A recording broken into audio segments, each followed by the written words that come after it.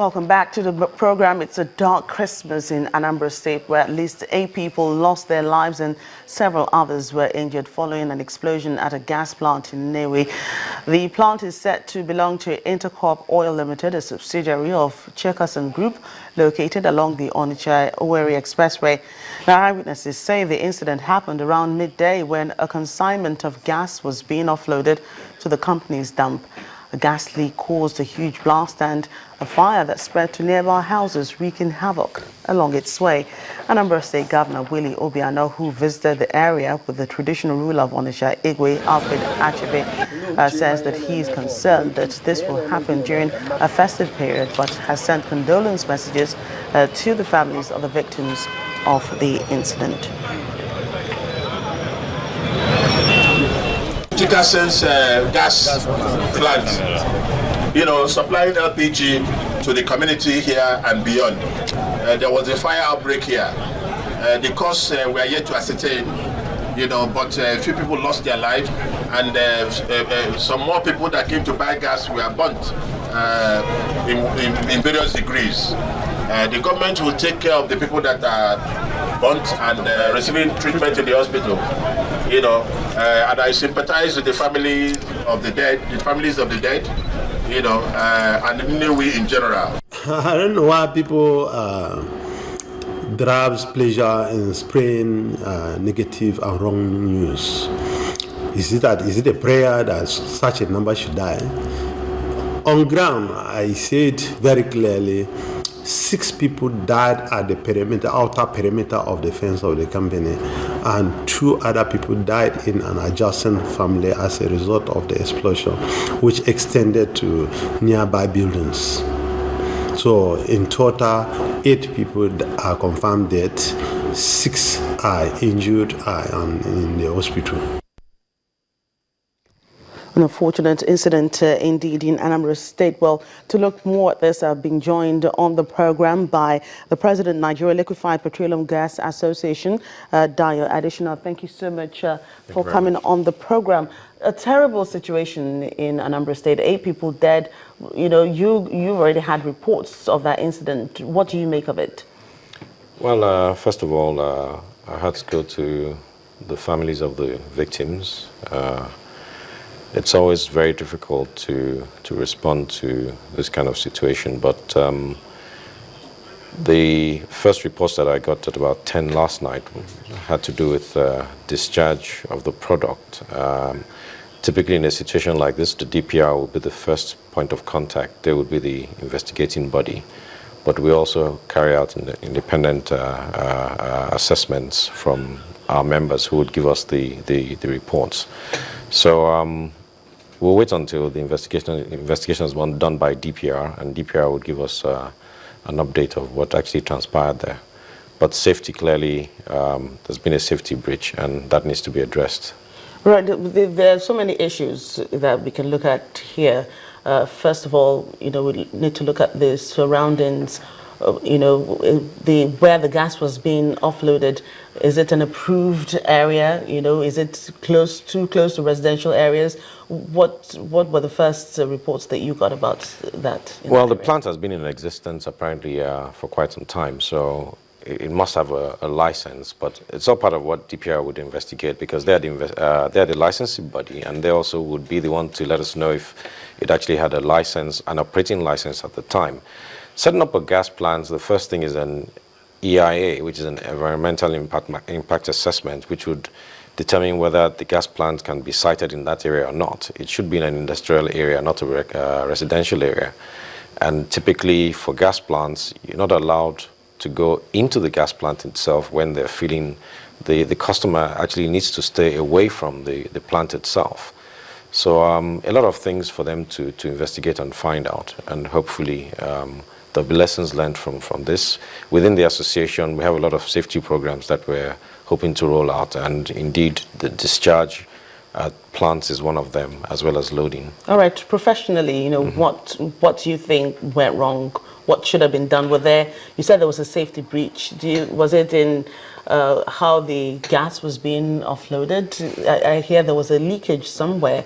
What do you suspect went wrong? Well, when you're discharging, and it depends on how you discharge as well, there's certain safety features that need to take place. Switch off the engine, your connections, your hoses, all those things. Ideally, there should be a safety officer in any gas plant. And so we wouldn't know until DPR commences and concludes their investigation. But the lessons to be learned from this is that gas plants, I mean, like we've always told them, need to adhere strictly to safety, because that's the first thing for any operator in the industry. So safety needs to be taken very, very seriously. A lot more professionals.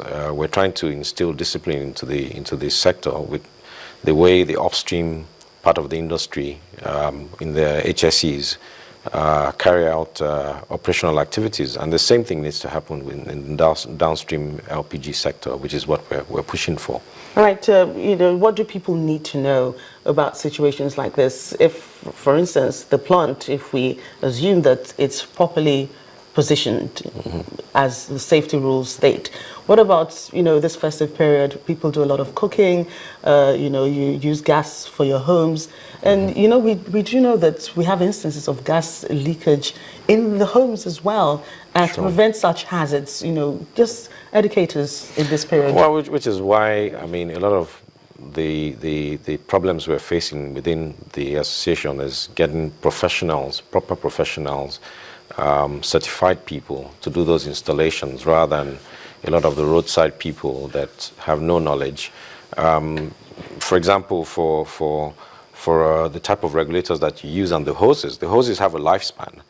But a lot of the times when these hoses are installed, they're there until when there's a problem.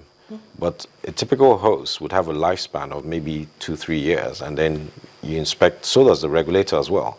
So those are the things that we need. I mean, we give out leaflets most of the time, but a lot of the safety training aspect and the awareness creation also falls on us. So checking that whoever is doing that installation is a certified person is very, very crucial and critical. I must ask you this in closing. Sure. I love the fact that you talked about using certified people. Well, we do know that a majority of Nigerians would just lean on the roadside people to do it. So what are you doing, your association, what are you doing to ensure that they get certified if you see that this person is a roadside gas, whatever?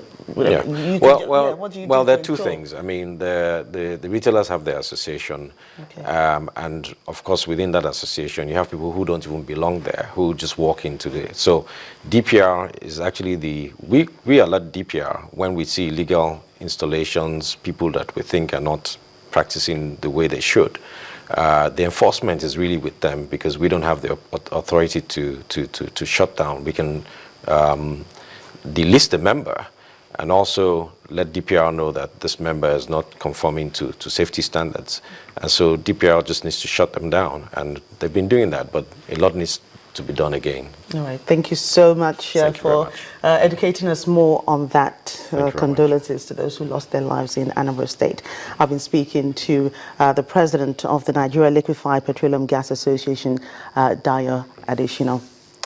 Right, we move on news across Nigeria. The federal government, through the Petroleum Pipeline Marketing Company, has kicked off its petrol supplier intervention program.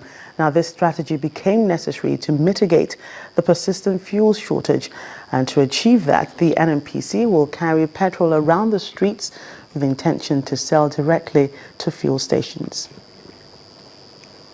Desperate times, desperate solutions. What we do know is that the federal government says it's got 1 billion liters of PMS, but it seems that that's not getting around. So it's taking a very drastic decision and solution by way of now hawking the product. So what you will see is PPMC, NNPC trucks moving around town, across the country, looking for fuel stations that don't have petroleum products. Get in there, dispense it, get the officials to dispense back to the public at a regulated price of 87 naira. Now they can also pay back to the federal government much later, just for this intervention period of the Yuletide, so we don't have people staying too long and spending the Christmas break and Boxing Day breaks in the traffic or in the fuel station. As far as they are giving us fuel, we are going to sell. We don't have any benefit in hoarding or not selling to the masses, but we are in business. We're in business, and what matters to us is turnover. The rate at which you dispense, you restock, and sell to the masses. If they bring too many trucks to us, we fight for the masses, and you can see people, trucks, vehicles coming in and going out and buying at artificial price because the product is there now, and it is our duty to sell. From Akute in Ogun State, Olu Phillips, Channels Television News. Thank you, Ola Phillips. Well, that's it on News Across Nigeria today. Thank you so much for watching. I'm Joker Rogers, and Merry Christmas.